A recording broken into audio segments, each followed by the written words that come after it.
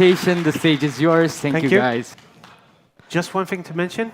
My nose and my mouth had different ideas this morning, and they said, let's have a more interesting session, so please excuse my voice. Well, welcome everyone to the Big Data Week conference. My name is Alex. And I'm Corina. And we're delighted to be here with you all. We have been with ING Hubs Romania for the past 7 to 8 years, while focusing on various roles, but always anchored in the world of data, metadata, and data platforms. For today's session, we would like to share with you one of our experiences when it comes to actually creating and consuming data and data assets while using a particular range of tools. In order to do that, for the next 35 to 40 minutes, we will go through the following. A welcome introduction, which we're doing right now.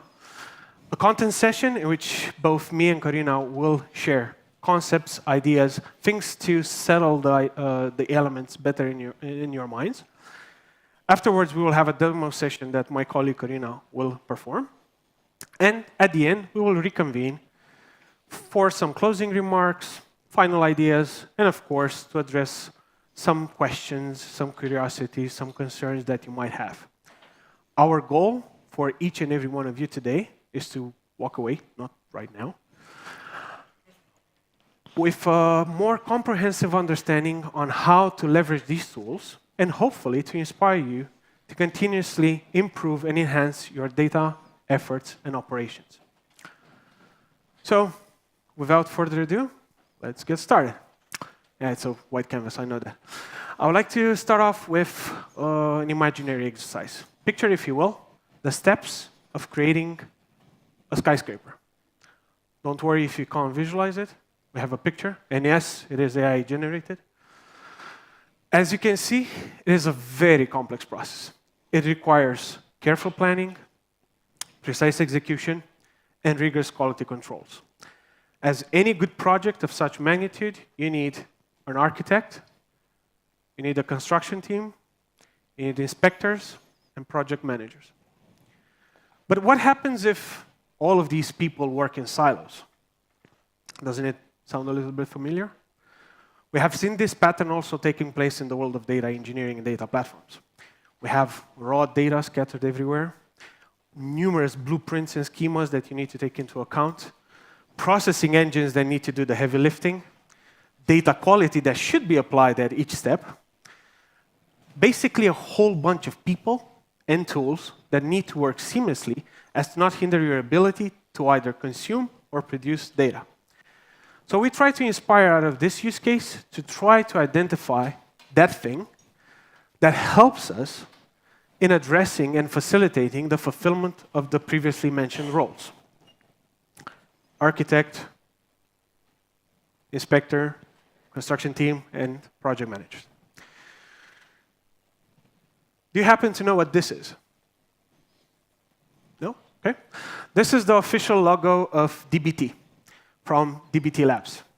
DBT stands for Data Build Tool.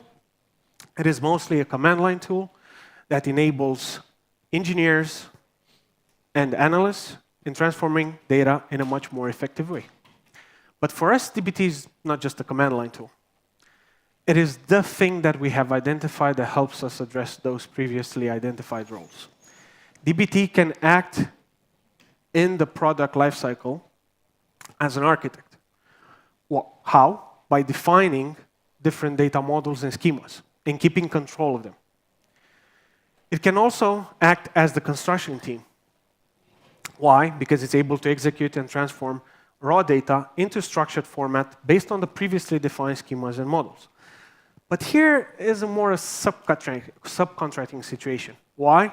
Because DBT doesn't have the actual processing power. It relies on the storage environment in which it executes, but it is able to plan it and execute it as such. I hope you identify Inspector Gadget. Yeah, it also acts as the inspector. Why? Because it's able to automatically test and validate your model, your previously defined models. Yes, it is able to produce documentation. And yes, it also has integration with version control systems for you to be better in control of the models and schemas that you previously defined. But more of these you'll also see in the demo that Corina will show And we will also have some focus points on the documentation as well. As you can see, we only mentioned 3 out of the 4 roles. What about the 4th one, the project manager? Well, for that, we identified Airflow. Why? Because it is able to orchestrate, schedule, and manage dependencies for DBT and around DBT. Don't get me wrong, DBT can also handle dependencies for the previously defined data models and schemas. But let's deep dive a little bit more in what DBT is.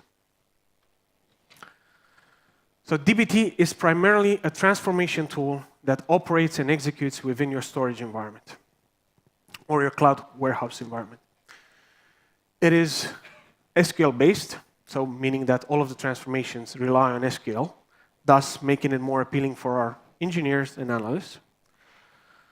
And, of course, it is able to transform, as mentioned, that raw data into structured, clean formats that can already bring you those insights that we will discuss. An interesting fact about DBT is the fact it promotes an SQL modular type of development. What it means, you can define small or big SQL models. I don't know, select joins, whatever, add them, make them small or big. And you can reuse these models in any phase of your data pipeline or data flow. Each and every model that you create can represent a phase within your flow that you can easily maintain and update individually. Sorry, again, my voice. Automated testing. We mentioned that it is able to also perform the automatic testing and validation of the model that you previously defined. But in the same time, it can also apply data quality. How? You create a model that includes your complex data quality checks, and you can run them during the transformation or after the transformation. It also has native native data quality checks, which are basic nullability, those type of things, that you can easily use out of the box, out of DBT.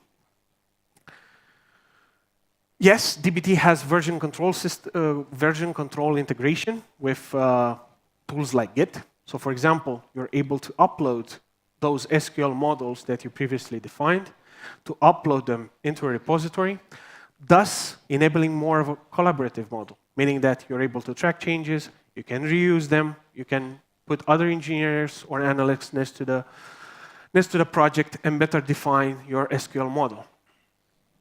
Documentation. Yes, it is able to produce documentation the moment you start compiling your SQL model. It is able to provide you a glimpse into the structure and format of your model. Think of it like this. When you have a new team member joining, this could already be the starting point for him or her to analyze and see what the actual model does and what that flow does. But again, we'll have more elements on documentation.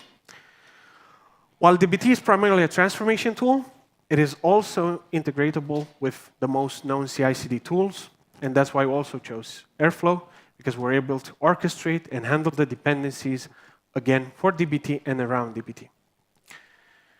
If we were to summarize some of the benefits, this would be it. It helps unify a scattered data processes landscape. It is able to provide you with the means to apply data quality at an earlier stage, as I said, let's say during the transformation or after the transformations you applied on your data. It is also able to, of course, limit any manual and repetitive tasks. Don't get me wrong, you still need to do some manual work at the beginning before doing any automation. And of course, it increases the speed of delivery of your data.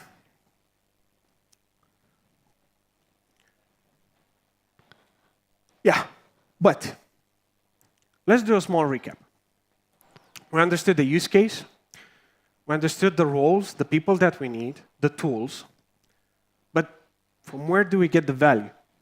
We need to produce some value, some money, right? What about our skyscraper? Well, for us, the skyscraper, it worked. It's a data product. What is a data product? If you look inside the market, you'll find a wide range of definitions. It can be a machine learning model, it can be an API, a dashboard, a data asset, basically can be anything. But for our use case, we took into account the following definition. A data product is a curatable, consumable, and reusable data asset that brings value by transforming data into actionable insights. It has a tangible output that results out of a processing, interpretation, and analysis of data. If we were to add a few more characteristics to our data product or data asset, is the fact that it is prepared, findable, shareable, reusable, interoperable, understandable. We wanted to make sure that in our use case and the tools that we're using, all of these qualities of the data assets and data products are being respected. But our work is not here done. We still have to structure how we build our data products or data assets. And for that, we have a few steps. Well, you need to do what first? A data collection. You need to gather data from various sources. Then you need to do some cleaning, processing, meaning that you might need to remove some error, redundancies, duplicates, things that simply make your data more toxic. The most important part, from our perspective, is to have the data analysis. You actually need to look inside of those attributes. You need to extract the value out of those attributes. Okay, you could have a customer data asset. Okay, fair enough, it can bring some value. But what if you add transactions? What if you add a little bit of risk? Already the value of that data asset increases quite tremendously. After that, what? You actually need to create it. You need to create that blueprint as an architect where you actually will need to store the data in. But that's not enough. You need to be able to deploy and integrate that data product into your processes, into your way of working, so that they work seamlessly. And one of the steps that is constantly overlooked is the fact that you need to constantly improve. You need to always listen to feedback. You need to enhance your data product and your data asset. So one small recap. We understood the use case, the tool, the people. We understood from where we're getting the value. We understood how we get there. But we don't have a picture of how these elements fit, right? And for that, I'd like to invite Corina. Thank you, Alex. Thank you. Let's continue with a high-level view of how a data product can be created. Basically, we will separate into different layers what Alex already mentioned. And first layer will be the data source. It's not a surprise. When we are talking about data, we have data sources. This is the place where raw data originates and represent the starting point in your data product creation journey.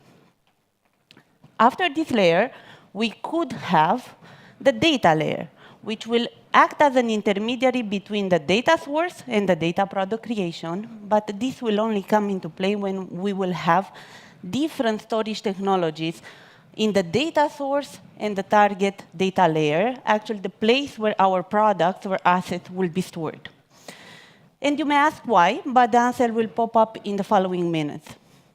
Then we will have the data product creation, which is actually the end result of our processing transformation efforts.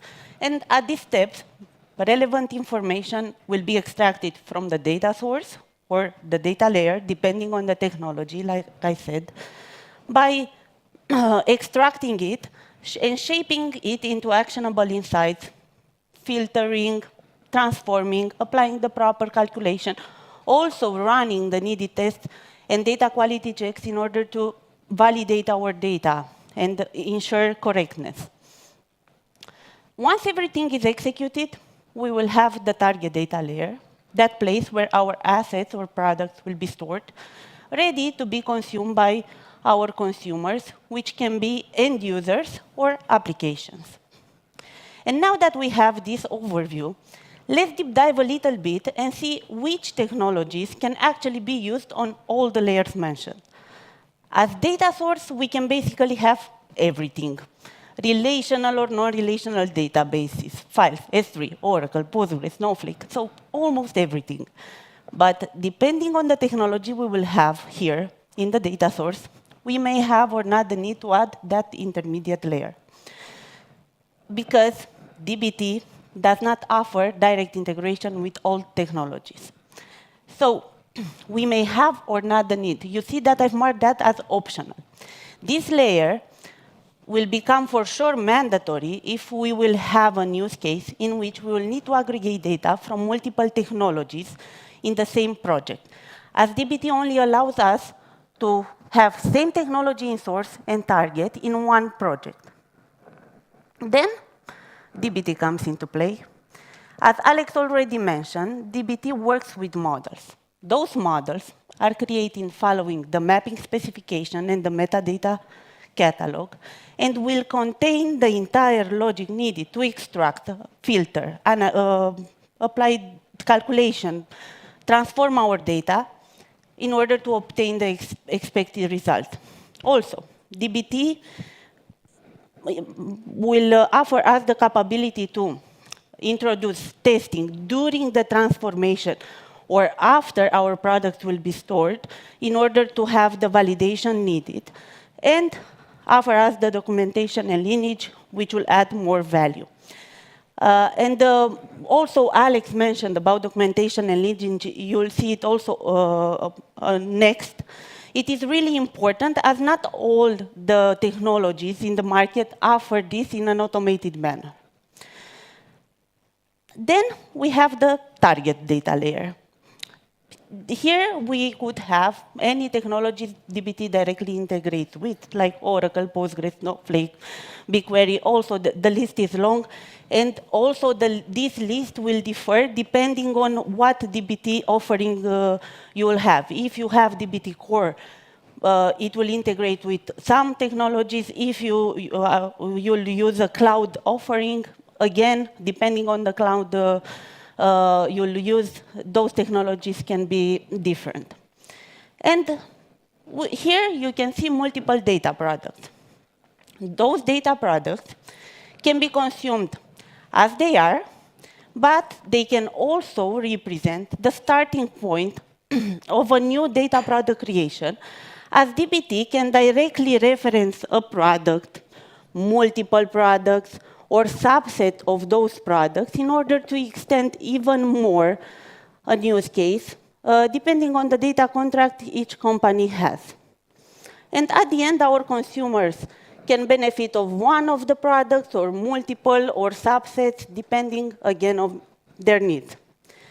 On top of everything, starting with the intermediate layer, we can have Apache Airflow to help us with the orchestration. By orchestration, we mean scheduled execution monitoring, because also for the data ingestion, we could have some automation, and Apache Airflow directly integrates with DBT to execute the models. If you have a look on the left side, the other left for you, you can see that we can reuse, extend, enhance. So we can talk about a collaborative model in which we have producers, which are the ones that utilize DBT in order to create and maintain the data products we are talking about, consumers, which are the end beneficiary of the products, and the products. But data products are not isolated entities. They can interact, inform, and evolve within an ecosystem, shaping the organization data-driven journey. And remember that collaboration is not only about creating products, it's about creating value that will extend beyond any individual use cases. And now that we have this view, let's do an exercise, an imagination exercise. Imagine that you could have an invisible assistant. What would be its purpose? For me, taking into consideration also the topic we have on the table today, would be to wave models without any effort. Would be this possible? Because traditionally, we would labor over code. But making use of these technologies can help us to automate the entire process. And by the entire process is that we can also automate the model creation. In order to do this, we will need to have the proper metadata. Metadata about our data sources, table, columns names, description, data types, relationship, and so on. Also, as Alex mentioned at the beginning, DBT offers the possibility to create small pieces, reusable pieces, and those are the templates, which will serve as blueprints for our models. Having those, at least for the common modeling patterns, because maybe for the more complicated or dynamic one, the effort to create those templates will not bring the expected value. But let's get real. In any company, we have more than half common data modeling patterns, so it will be for sure useful. Having those templates and the metadata, we can work internally on some generation scripts, on automation to actually generate our models. What are the models? There are SQL files, SQL statements, at least for DBT, and you will see more in the demo. Once those are generated and validated, because it's a mandatory step, we will need to validate our models, they can be stored into a central repository. Having this automation will reduce for sure manual effort and will allow our data engineers to focus on higher value tasks. Also, the validation steps will enforce governance and data quality patterns, and consistency will be maintained in your projects. And now that we have an overview of this automation, let's discuss a little bit also about the execution, but you'll see more also on the demo part.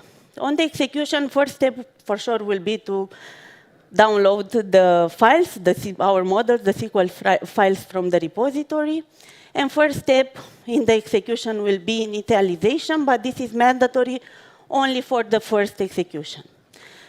After that, we need to compile our models. What compilation means is to parse all the SQL files, generate a dependency graph based on the relationship we have in our models. In this way, DBT will know in which order the models within a project needs to be executed, and the dependencies will be fulfilled. After that, our models will be executed towards the target database.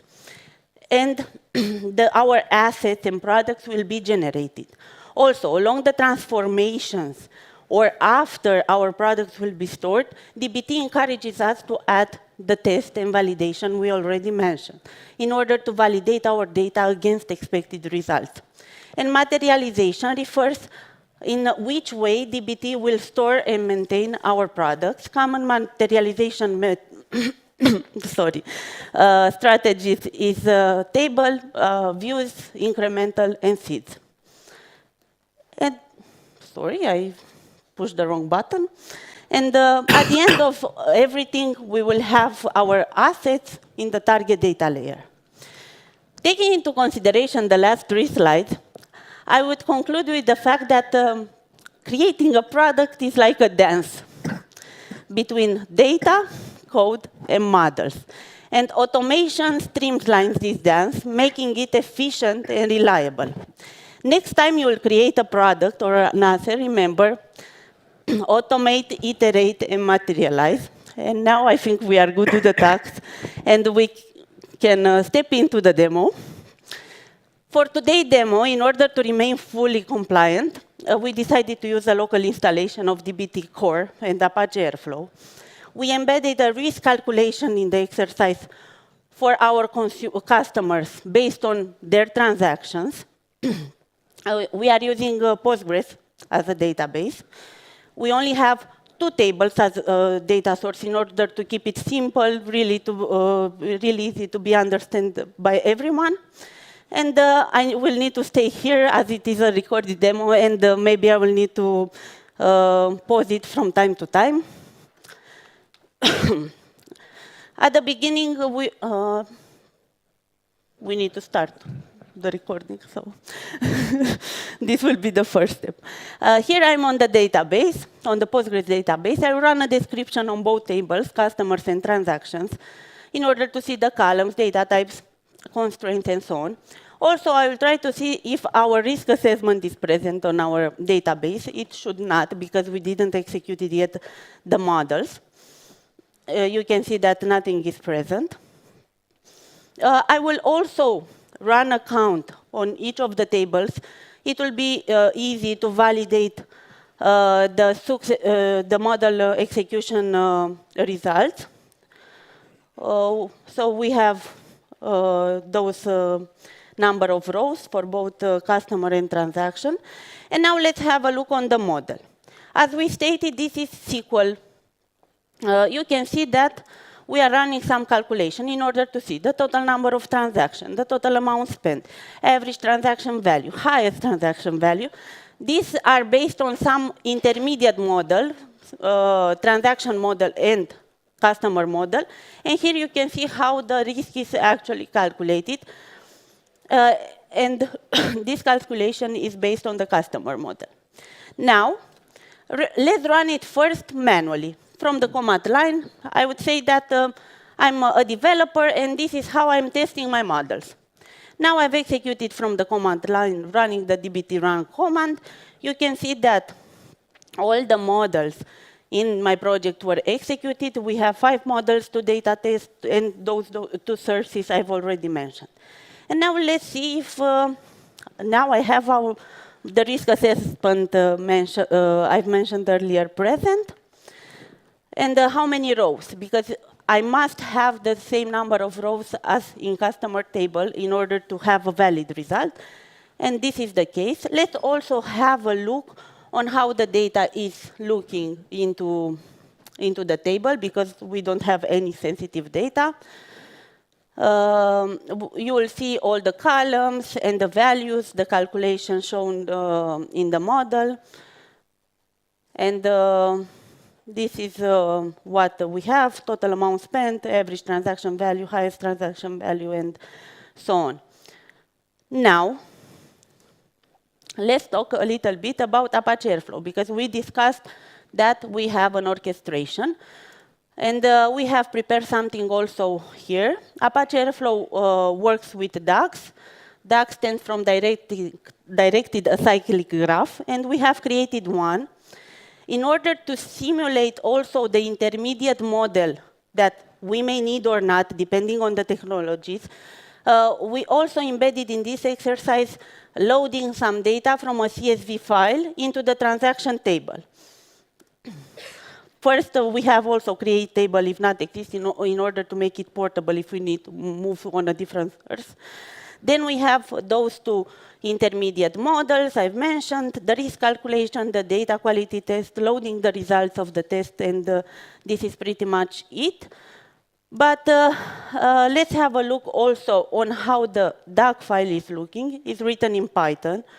And you can see how easy what we visualized earlier is represented in the code. And let's imagine that our data contract has changed. We are no longer allowed to keep the first name and last name in our data asset. First, we will need to inform our consumers. This is a mandatory step in order for them to modify their use cases. But from implementation point of view, the only thing we will need to do is to remove those columns from the select statement, save it, and we will be ready for the execution. This time, I will execute it from here, from Apache Airflow. It will be refreshed in some seconds. As we don't have too many rows, it will be really fast.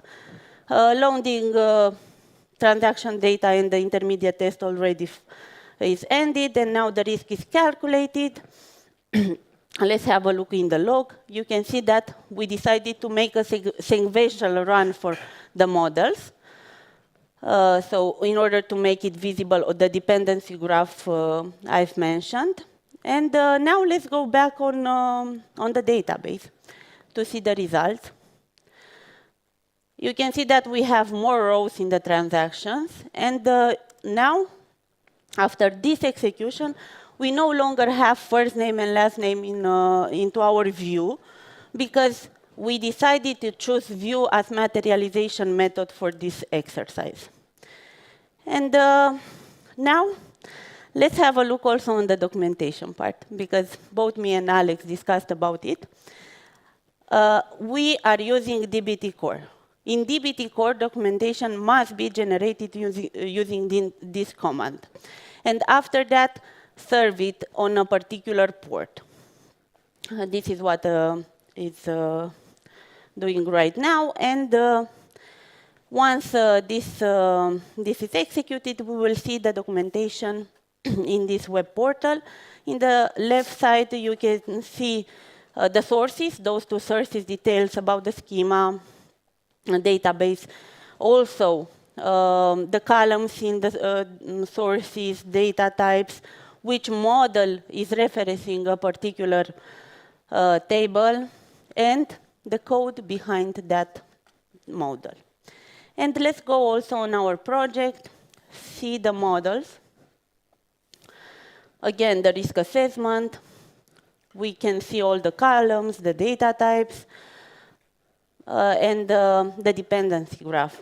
Which model is referencing a particular model and on which model our model depends, and the code behind. So we will not need to go into the repository to see the code and the select statements. We will be able to have everything here. This is a different model, loading the test results, a simple one. Again, the dependency graph, and also the compiled version of the model. We can see it directly in the documentation. This is what we can directly take and execute towards a database. And from my side, this is pretty much all. Alex, back to you. I'm going to take this. Sorry. Thank you. Thank you, Corina, for the nice demo and nice insights and concepts. Let's do just a small recap on the demo part. We saw what?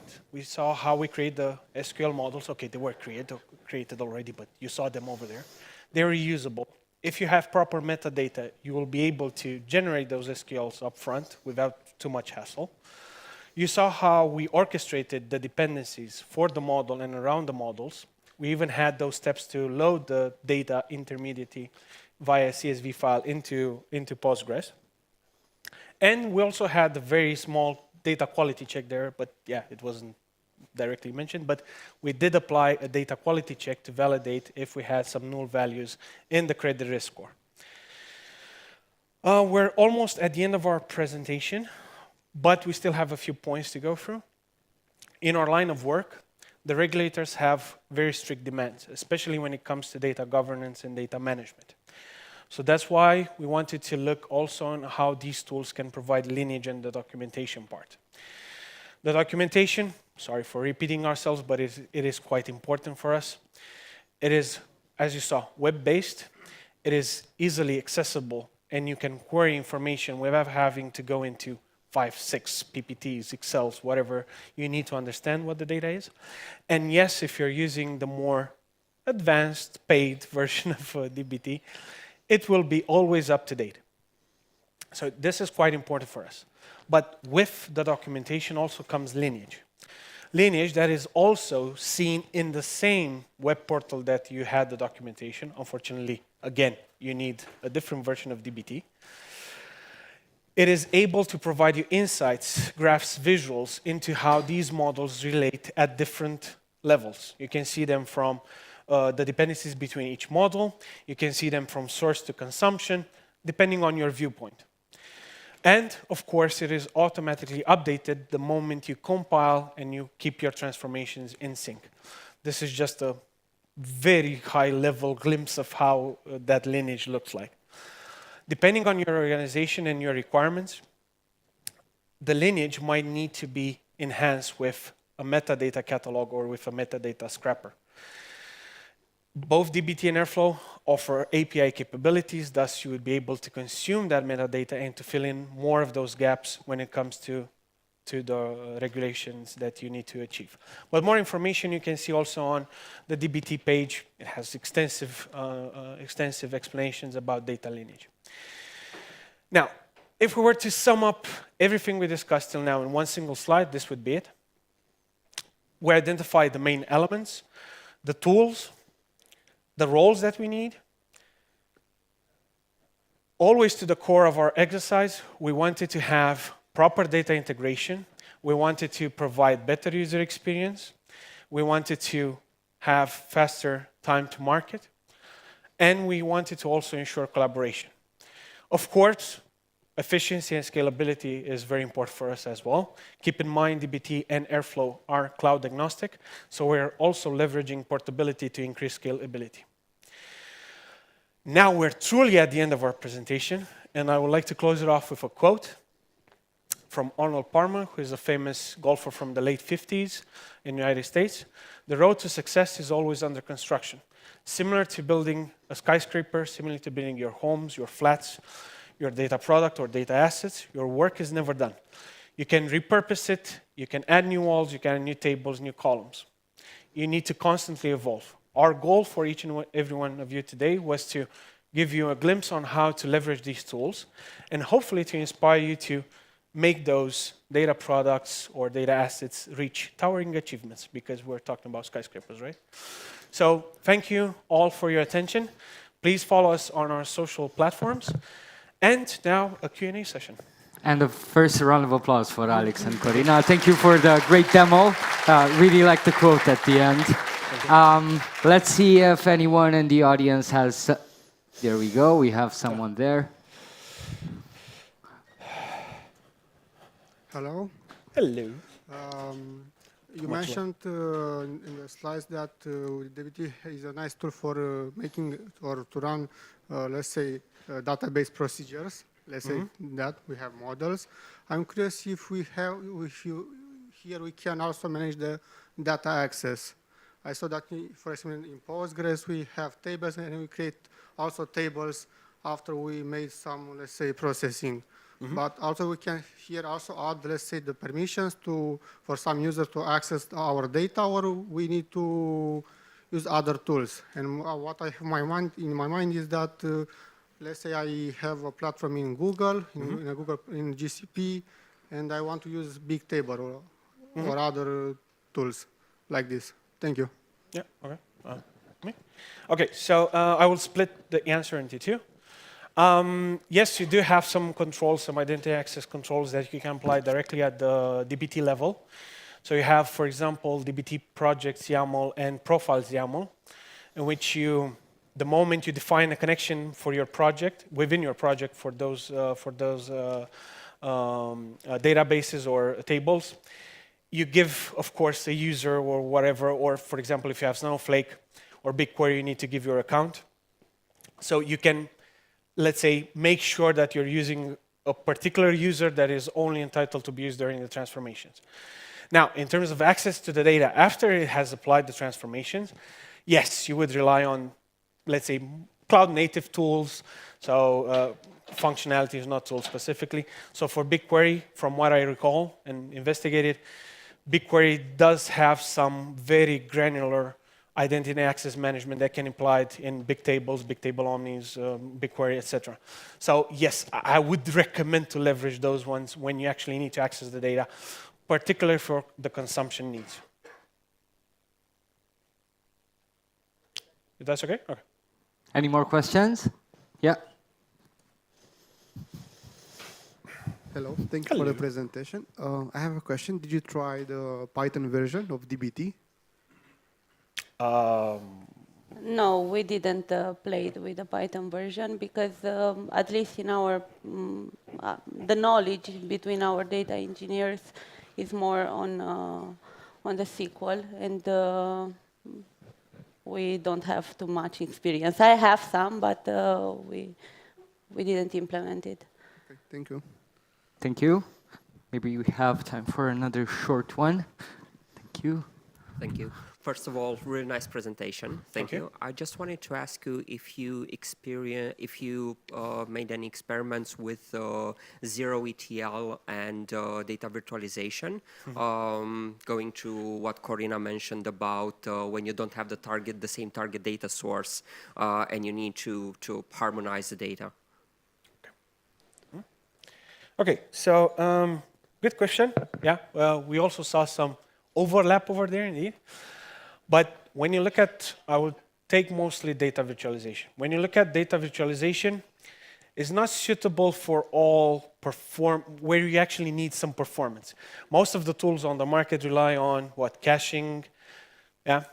So when it comes to DBT, we didn't include specifically the virtualization integration. Yes, it can be done, but we prefer using the DBT and the materialization methods that DBT offered, which, yes, can seem a little bit as virtualization, like, for example, when you create the view. But it had more better user experience. I can't say for sure the best performance because we didn't go into full depth into that one. But we didn't want to rely on caching. And we wanted to have also table materialization as well available. And virtualization also doesn't offer that delta mechanisms. We don't need, in DBT, we don't need to create the entire logic for delta capturing. You can use the native functionality out of the box. So you don't need to create those complex SQLs that you need to do in data virtualization just to make sure that you're capturing the changes. Awesome. Thank you so much. Another round of applause for Alex Frangulea Corina Simion. Thank you. Thank you, guys.